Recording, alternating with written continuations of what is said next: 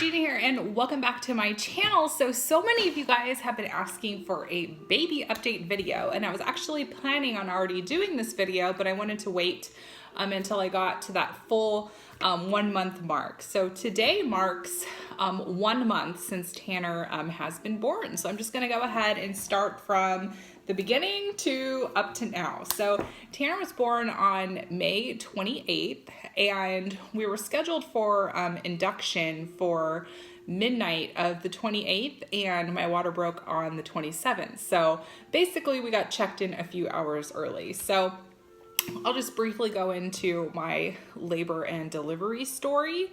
It was definitely the best labor I have ever had. We got checked in and I was already super dilated. I was like 6 centimeters dilated, something like that. But his head was a little tilted. So when I first got checked in, the doctor was like, well, if you want to have a C-section right now, we'll just do it right now, because his head was tilted. But I wanted to wait it out and see if the contractions would go ahead and straighten his head out to come out the correct way. And luckily it did. But when we first got checked in, that was a little nerve-wracking at the start. I'm like, oh crap, I don't want a C-section, but we went ahead and let everything take its course. So we got checked in, and I got some morphine to kill the anxiety I was having, and 20 minutes later I had an epidural, and then I didn't feel a thing. So I was only in labor for about maybe 4.5, 5 hours, something like that. The worst pain I felt was probably the IV needle. That was probably the worst pain I felt in the whole experience. So, yeah, that was fantastic. And it took about 2 pushes. He was out, no stitches, nothing. So thank you, God, for no stitches. So it was a very easy, fast labor. So he was born at almost 2 in the morning. So it was very early in the morning when he came out, and yeah, it was great.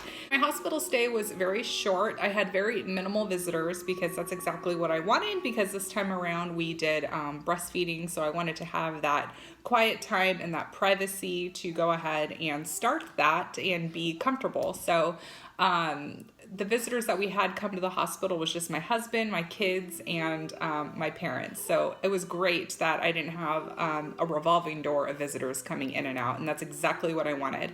So it was perfect. And the first night I was in the hospital was actually the Bachelorette season premiere, so that was really fun.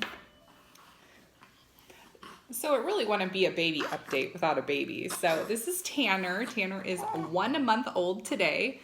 Tanner, you want to say hi to everyone? We're going to start talking about how everything is going. We're going to talk about you, buddy. We're going to talk about how everything is going. So in terms of breastfeeding, I guess I'll just start with that, because a lot of you guys have been asking me about breastfeeding, and I'm completely comfortable talking to you guys about it. It's not one of those things that, you know, triggers arguments with me, because I just don't care. So pretty much what goes on is I will nurse sporadically throughout the day, but I myself am not producing enough for him, so we are supplementing with formula as well, because my philosophy is a fed baby is the best baby in my opinion. So I do not feel bad at all for having to supplement formula, because my main concern is making sure that he's growing and gaining weight, and he is a happy, healthy dude. So we nurse throughout the day, off and on, but I do have to supplement formula a lot in the daytime as well. And he is strictly formula fed at night. So once, I would say about 7 o'clock rolls around, 7 to about 3 a.m., he is strictly formula fed. So he will sleep pretty good stretches at night. He will sleep from 11:30 to anywhere between 3:30, and his longest stretch has been 5:30. So there are some times when he goes to sleep at 11:30 and he won't get up until 5:30. So those are great stretches of sleep for us. So why we chose to do half formula, half breastfeeding is because I have to get my sleep. So implementing formula throughout the nighttime allows my husband to get up at whatever hour in the morning he wakes up. So if he wakes up at 3 or 4 or 5, it's my husband that's getting up and giving him his feeding. So a lot of times my husband is up from 3 in the morning on. So this morning he woke up at 3:30, and that's just what works for us. So I stay up until anywhere between 11:30 and 12:30 to give him his last feeding, and then I will sleep from 12:30 till about 8, sometimes 9:30. It just depends on what day of the week. So that is why he's formula fed half the time, because I'm not waking up to breastfeed. So that's also why I'm probably not producing enough for him, because I am not constantly breastfeeding, because in order to keep your supply up and going, you need to breastfeed every 2 to 3 hours all day long. But I just could not commit to that, nor did I want to, because I have 2 other kids that need me. So I just couldn't do that. So I do not work well on no sleep. I'm sure most of us don't work well on no sleep, but yes. So that is how breastfeeding is going for me. I'm definitely still producing. I leak all the time, and I know he's getting some, but he's not getting what he needs, that's for sure. So that's breastfeeding. So if you guys have any questions for me, feel free to ask me. I will answer anyone's questions regarding breastfeeding. I have no problem talking about it. I do have a pump, but I haven't used it. In terms of like his schedule, he takes a really nice nap between, I want to say like 9 o'clock to about 11:30. So that's really nice for me to be able to focus on the other 2 kids during those times. And in the morning times, that's when Sawyer and I will kind of work on his speech stuff, and we'll color together when Scarlett's at summer camp. So that gives me that one-on-one time with Sawyer. And then in the evening times, what I've been doing with Scarlett, when this dude is taking one of his naps in the evening time, I will put Sawyer to bed first, and then I'll give Scarlett the option of a show she can watch and stay up later. And what makes it really special for her is I will tell her, now don't tell Sawyer that you're staying up late. So I'm trying to, little parts of the day, just give the kids something a little special, like special one-on-one time with them, for them to feel special. And my husband is also doing the same. So my husband works from home. He's an entrepreneur. So he takes vacations during a 4th of July week, because no one's in the office. Business owners aren't in the office during 4th of July week because everyone's taking vacation for the holiday. So since next week is 4th of July, my husband is taking the kids out individually. So on Monday, Scarlett's going to go see Incredibles 2 with just Chris. So it's just Scarlett and Chris going. And then on Tuesday, Chris is taking Sawyer to a children's museum that's in our area. So the kids are going to have both one-on-one time, one with just dad. So we're really trying to work that out in terms of having the kids feel special. So that was a concern for us, was how the kids were going to feel, if they were going to feel left out or if they're going to feel less special. So that was a concern that Chris and I had going into having a 3rd child. So we're really trying to focus on that. So Scarlett and Sawyer, they are doing really well with baby Tanner. They know to be gentle with him. Scarlett will sing to him. Scarlett will come and try to burp him. It's the cutest thing. Sawyer has been a little apprehensive with him at first, but he's starting to come around and say, hi, baby Tanner, and he'll bring, toys to him, and he'll bring diapers to Tanner. He's thinking Tanner's going to change his own diaper. I don't know where that thinking's coming from, but Sawyer is doing really well with him too. And we just got the dogs back today, so our 2 dogs have been at my parents' house for the past month and a half, something like that. So we are now implementing our dogs back into our house. So we have a pretty full house here. We have 3 kids, 2 dogs, and 2 parents. So we have a full house right now. So yeah, that's going good. What else? So something else you guys have been asking that I've been seeing in the comments section is, Gina, how are you getting out and couponing? Is it taken away from your kids? How do you do it all? Well, I'm at home with my kids all day long, which is a blessing, but for my own sanity, I have to get out of the house. I have to get out of the house and do things for myself, do things that I love, and couponing and keeping up with my YouTube channel are things that I love. So just because I'm a mom and I have 3 kids doesn't mean I have to neglect myself and my time for myself. So on my free time, I choose to go coupon. So out of the week, I go out on Sundays, and I will go to the grocery store on Friday mornings.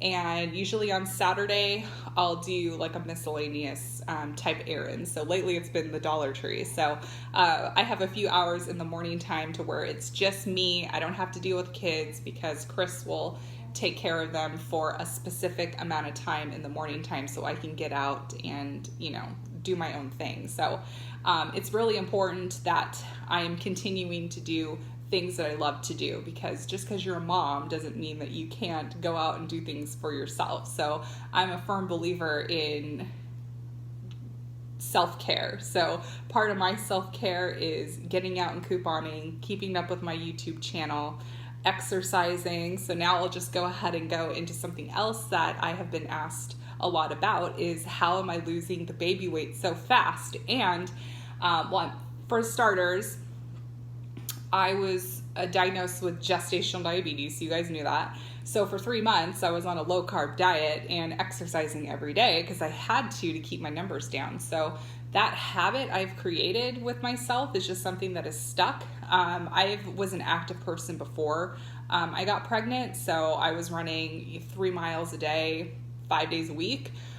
So I'm a runner. So I was very active before pregnancy. I was active during pregnancy. So I think that helped. My low carb diet helped with me not gaining as much weight. I have about 10 pounds left to lose from the baby weight. But I have incorporated exercise back. So starting from postpartum, probably week 1, I incorporated my walking back in. So every day I would take some time for myself and just go out on a walk for 30 minutes. So I would listen to a YouTube video, or I listen to Audible. I'm actually going through the New Testament on Audible. So I will just completely unplug and go out for a walk, get outside, get a little bit of exercise. So I've been doing that since about a week postpartum. And just the past 2 weeks, last week I started light jogging. So last week and this week, I'm back to jogging. So I'm up to about 2 miles jogging, which is about maybe 25 minutes of jogging, about 3 days a week. So I am able to do that because I did consult with my doctor, and my doctor told me to go ahead and do it because I didn't have any stitches and I was active before pregnancy and active during pregnancy. So a light jog was approved by my doctor to go ahead and do. So I think that's helping me lose the baby weight as well, because I am continuing to watch what I'm eating and I am active. And I'm also on Weight Watchers. So I've been on Weight Watchers since high school. So it's just kind of second nature to me to get back into the swing of things with Weight Watchers. So I've been tracking everything I'm eating, and I think that is helping with the weight loss as well. So that is how I am losing the baby weight. And I do not snack at nighttime on like chips and cookies and all the junk food when I'm sitting and watching TV. And that's been a real struggle because I will stay up until about midnight. So Tanner and I have been going through Grey's Anatomy. So we're on like season 5. So good news. If you guys need any medical advice, I am now a doctor because I am through season 5 of Grey's Anatomy. So I know everything medical now. But yeah, that's really hard to be sitting on the couch for so long watching TV and not snack. So once 7 o'clock hits, I try not to eat anymore. If I'm going to eat anything, I'll just snack on some fruit and just drink a bunch of water. So I don't want to sit on the couch and just snack because that's just going to put the weight on. So I cut myself off at a specific time and I'm just really strict with it. So I try to stay busy in that time. So I'll work on my couponing breakdowns in the evening time. I'll meal plan. I will look at the sales cycles for the different grocery stores. So that's what I've been doing to avoid the snacking that may happen in the evening time. So So yeah, that is how I am losing the baby weight. And then also in terms of postpartum depression, I did have that with Scarlett and Sawyer. But the difference between Scarlett and Sawyer is that I wasn't on medication. So I was on medication before I got pregnant with Tanner, but then I stopped during pregnancy. But starting day 2, I was prescribed my medicine to take home with me. So I'm back on my antidepressants. So I take that every single morning. And honestly, it really does help. So, and I'm not ashamed to admit to you guys that, I have to take antidepressants. Well, it's not that I have to, I choose to. And it just definitely is a different change of quality of life for me. So, if you guys want me to do a video on that, I am more than happy to do that, because it's not something I am ashamed of, and it's something I am happy to discuss with you guys if that's something you want to hear more about further. So yeah, everything's going good. And what I notice with me for my mental health, I need a schedule. So I need to keep things in order. So I have to take a shower in the morning. I have to get out and get a little exercise done. I have to stay on top of my diet. I have to do things for myself. There are specific things that I need to do that keeps me leveled. So if you guys have been around on my channel for a while, you guys will know that I struggle with a mood disorder. So I have been diagnosed with bipolar disorder. It's something that actually runs in my family. I'm not the only person with this problem in my family. So I think it's something that's probably hereditary on my side of the family. So you guys probably don't even notice, but that is something that I do struggle with. So it's very important that I am taking my medication, because if I don't, then my moods will go up and down, and it's just not a good thing. So, you see me very happy, very cheery, very bubbly on camera, but there are a lot of days where I do struggle, and I am not as happy and cheery as it may seem. So taking my medication for that is also very important as well, and that was a real struggle during pregnancy, because I was not medicated at all. So my mood swings were up and down, and you pair that with the hormones of pregnancy, it can be catastrophic. So some people don't understand how intense even pregnancy mood swings get, and you don't fully understand it until you've actually been pregnant, and you don't really understand what postpartum depression and anxiety feels like until you've actually gone through it. And something else that has been very important to me is keeping on top of my household chores. Something I promised myself is that I wasn't going to let my house go to crap because I had a third kid. I didn't want an excuse to have my house look like a tornado went off just because I had kids. So there's a routine that goes on. Every night I'm sticking on top of my laundry. During the daytime, I'm just staying on top of everything so our house doesn't look like a disaster. So that has been helping, because if your house looks like trash, you're probably going to feel like trash, is how that's how I am comprehending this. So, and I also take a shower every day. I've talked with so many moms who tell me that they don't shower and they don't, go to the bathroom by themselves. I will take a shower by myself and I will poop by myself, because I have to do that. I don't want little people, in the bathroom while I'm going to the bathroom. And when I take a shower, that's a time for me to be by myself as well. And my husband and I respect each other's quiet time, personal time, in terms of grooming and hygiene and stuff like that. So I think it's a lot easier for me because my husband works from home. So if I need to put the babies in his office while I take a shower or while I go to the bathroom, it is really easy for me to do that. But that is something that we are both really strict on as well, as making sure we are taking care of ourselves hygienically, and maintaining our privacy when it comes to going to the bathroom and all of that stuff. So, which leads to my next point of, if you look like crap, you're probably going to feel like crap. So Every day I at least take a shower, I wash my face, I try to look a little bit presentable, but if I'm not going to go anywhere, I have no problem not wearing any makeup. I have no problem, not getting dressed for the day. I mean, most of my videos, you probably see me wear this same exact t-shirt, and that is because this is like my nursing shirt, because it's the easiest thing just to kind of like, or just lift up. It's just like the easiest thing for me to wear. So a lot of times this is what I'm wearing, and I'm wearing some sort of black legging. So it just makes it super easy, because this is the shirt that gets, this is my spit up shirt. This is my leaky boob shirt. Like, this is just my go-to, and it's so comfortable. It's soft, it's airy. And, when you're postpartum and working through the changes in your body, like, the last thing you want to wear is something super tight and form-fitting. You want to wear something very comfortable. So there's a lot of times 2 o'clock will hit and I'm already in PJs and I am totally okay with that. So this is my update. We are almost 5 weeks postpartum. So on Monday I will hit 5 weeks. And I have my doctor's appointment next week for my follow-up to give me the all clear for everything else. So this was my baby update, and Tanner is doing fantastic.